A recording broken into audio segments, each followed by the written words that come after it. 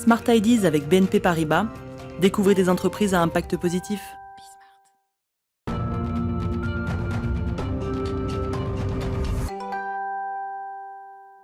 Smart Ideas avec Quentin Henry, le directeur du projet Dickway. Bonjour. Bonjour. Bienvenue, projet Dickway au sein du groupe Legendre. C'est quoi en quelques mots Dickway ? Alors, Dickway, c'est parti d'un constat assez simple, c'est que les ports ont besoin de se renouveler d'un point de vue de leur modèle énergétique. Et à la fois, on a des ouvrages qui servent à la protection, qui sont les digues et les brise-lames, qui reçoivent beaucoup d'énergie. Et on s'est dit, mais finalement, cette énergie, plutôt que de la laisser se perdre dans le milieu, pourquoi ne pas essayer de la récupérer et produire de l'électricité ? D'accord, alors on voit des photos. Alors pour l'instant, vous en êtes où d'ailleurs du développement ? C'est un premier prototype. Qu'est-ce qu'on voit là à l'image ? Alors on est clairement dans un processus de projet de R&D, de programme de R&D, Ouais. avec des étapes à valider. On a déjà réalisé des maquettes en bassin, on essaie en bassin avec des sortes de piscines à houle pour faire simple. Et là on est en train de réaliser un prototype qui ira en mer, si tout se passe bien, à l'automne. Pour commencer à voir l'impact sur le milieu marin et puis voir tous les aspects de résistance et de continuer à développer ce projet. Comment ça marche ? Alors, vous voyez, une digue, c'est un ouvrage assez massif, assez simple, qui est une sorte de barrière, en fait, construit en génie civil, construit en métal. Le plus souvent, c'est en génie civil. Et finalement, dans la face de la digue qui affronte la houle, on a mis des espèces de grands volets qui sont des capteurs d'énergie, qui récupère à chaque mouvement de la houle, qui récupère l'énergie mécanique de la houle. D'accord. Mais ça protège quand même, parce que Exactement. Le premier objectif d'une digue, c'est de protéger. Tout à fait. Notre volonté, c'était avant tout de proposer un ouvrage de protection. Un ouvrage de protection littorale ou portuaire. On se dit, c'est une idée géniale. Pourquoi ça n'a pas été développé plus tôt ? C'est quoi les freins peut-être technologiques d'ailleurs, à la création d'une digue qui produit son électricité comme ça grâce à la houle ?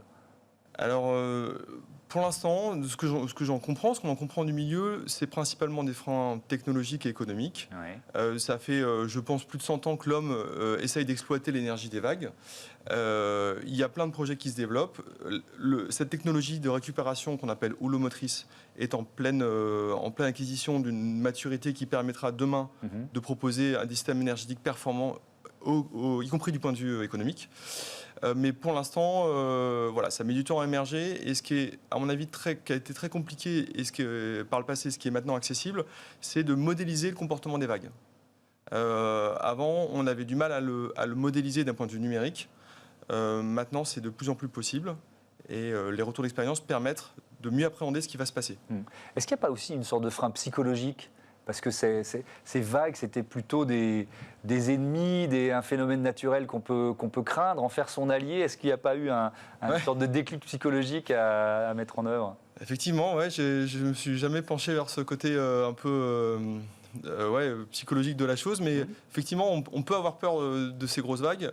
Mais est-ce que c'est pas une manière finalement de désacraliser un peu ce monstre d'eau et en l'utilisant, quoi. Donc, ça suppose quels investissements du groupe Legendre, un projet comme celui-là ? Alors, c'est des investissements importants, je ne vais pas vous le cacher. Ouais. Néanmoins, on pense que c'est dans notre rôle d'entreprise de construction qui développe des territoires durables, de s'investir dans cette transition. En développant ce type de système. Donc on y va à fond. Et puis on espère de tout cœur que ça marche.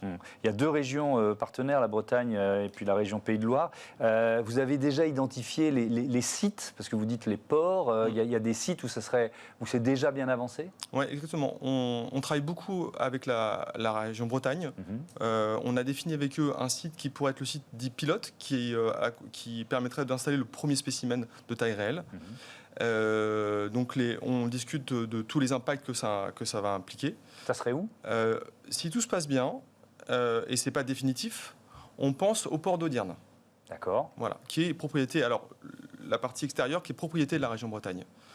Voilà où on en est pour le moment. C'est aussi, on va terminer là-dessus, pour les ports, vous avez démarré en disant ça, mais il faut détailler, ça inverse la logique, c'est-à-dire un port devient producteur d'énergie. Exactement, ouais, exactement. Un port, c'est un endroit où il y a beaucoup d'énergie qui viennent soit qui sont importées, par exemple le pétrole, soit qui sont nécessaires pour faire fonctionner les industries. Et le port, s'il veut se renouveler, il doit vraiment se focaliser sur devenir un producteur énergétique. devenir un endroit où l'énergie se crée, s'importe, se crée et se transmet.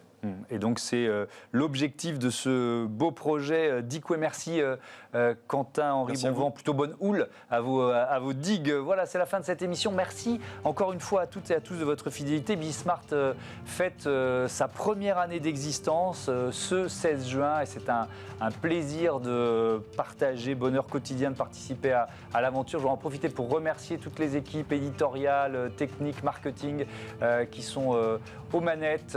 Voilà, merci à toutes et à tous. Et c'est du bonheur d'être sur la chaîne des audacieuses et des audacieux. Salut!